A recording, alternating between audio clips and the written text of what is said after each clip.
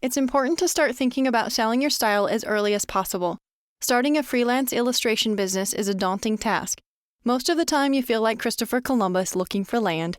It takes faith and persistence to survive the voyage. You are not alone out there, though. You have fellow illustrators on their little boats, too, all looking for land. Where you land is determined by the style of your work and your research. One of the keys to success is knowing your illustration market.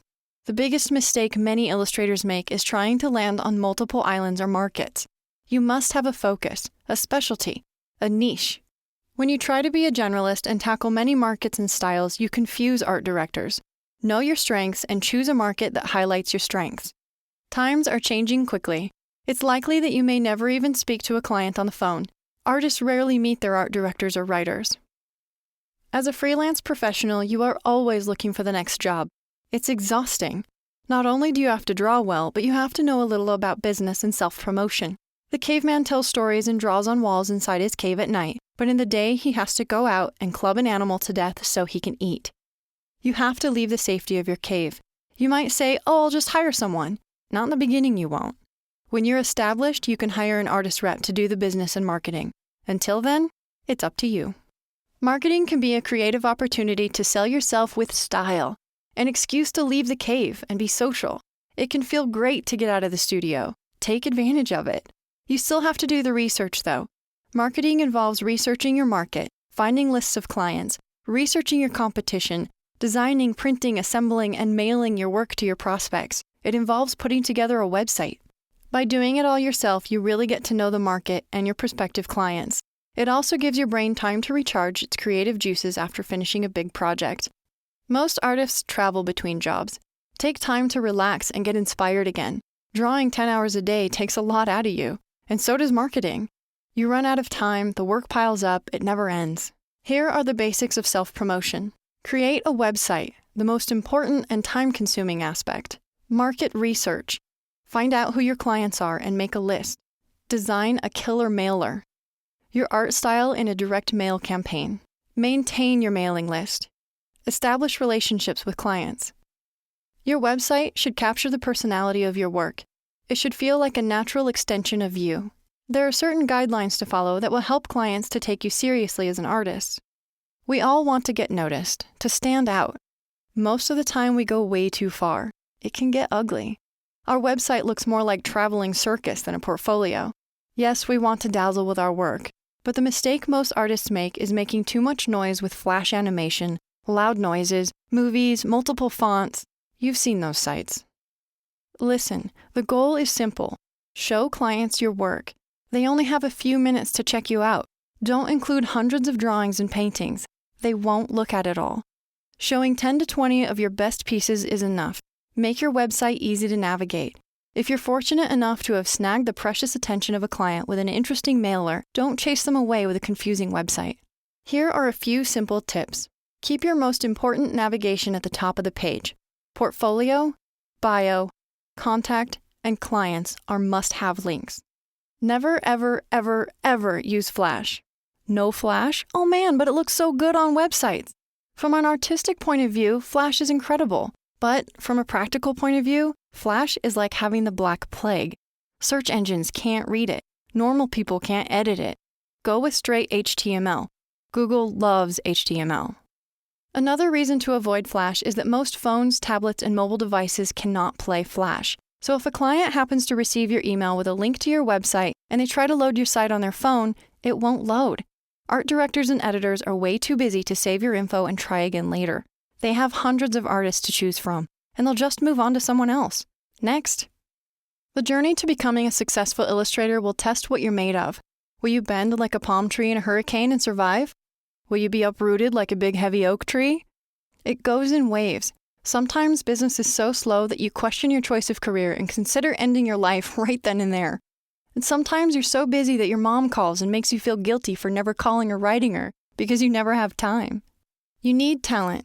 You need hard work. You need a plan. Talent is great, but it's just one part of the equation. There are plenty of poorly illustrated books that have been published, and we've all seen them. So the work is out there if you know how to get it. Most artists start out their careers by mailing out hundreds of postcards to hundreds of addresses. You lick so many stamps that you feel dehydrated. You're at the post office so much that people give you packages to mail out. You are filled with a sense of purpose and accomplishment. Weeks go by and you receive no responses, no jobs, nothing. Then the phone rings or your email chimes. Find out which publishers mesh with your style before wasting your time and theirs. Look at a publisher's book list, which may be found on their website. This will give you a glimpse into the style and theme of illustration they're looking for. Go to bookstores and write down publishers' names. Google them when you get home.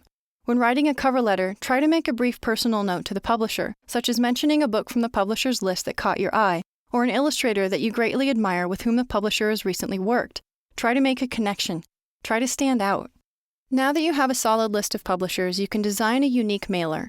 This can be difficult for illustrators. While we're all very adept at making pictures, most of us have a mental block when it comes to anything related to design and layout. This really is easier than it sounds. Let's break it down. Select an image from your portfolio or crop into an illustration. Print this as a business card and include your contact information on the back of the card, such as your phone number, website, and email. Now take your business card and incorporate it into your letterhead. Using a single image as your logo throughout the mailer will unify the entire package and give it a focus. When selecting appropriate illustrations for your mailer, keep in mind the publisher's interests. It's better to have 4 great illustrations that relate to each other and the publisher, rather than 10 pieces that don't have a cohesive style, even if they are great images. Most clients will have a solid sense of your work from just a few good images. Publishers love it when all of your material is the same size. Assuming you print your letter on a standard 8.5 by 11 inch paper, print your artwork on that same size paper. You can print a single 8 by 10 inch image or 4 pictures at 4 by 5 inches. If you print several images to a page, keep them all the same size so your package looks neat and tidy. If the original art is scaled at different proportions, simply crop a uniform section of each piece. It's also important to fasten any small business cards or postcards to the letterhead somehow. Nothing is more annoying than opening a mailer and spilling 10 prints all over the desk, each one a different size. Use paper clips. When you print your envelopes, remember to incorporate the art from your business card onto your return address, and always include a self-addressed stamped envelope so the publisher can return correspondence. Include some art on the return envelope. It helps your package stand out from the slush pile. The web is like a galaxy, and you are just one tiny star in that galaxy. There are so many social networking websites out there to promote your business these days that it's almost becoming too difficult to manage them all. Instead, choose a few places that you're comfortable with and stick with them. It's far better to have 2 or 3 sites that are well managed and maintained than to have a neglected profile on every networking site in cyberspace. You should only have as many profiles as you're able to regularly maintain. Every site has a specific user base and purpose, ranging from casual to formal. Make sure that you understand their differences before you begin putting your mind and your business out there for all to see. A Facebook fan page for promoting new projects and events is excellent, and posting general fan-based news. A blog is a strong asset, either on your website or on a separate blog site. Blogging gives your fans a more personal glimpse into your life. Everyone loves to read journals.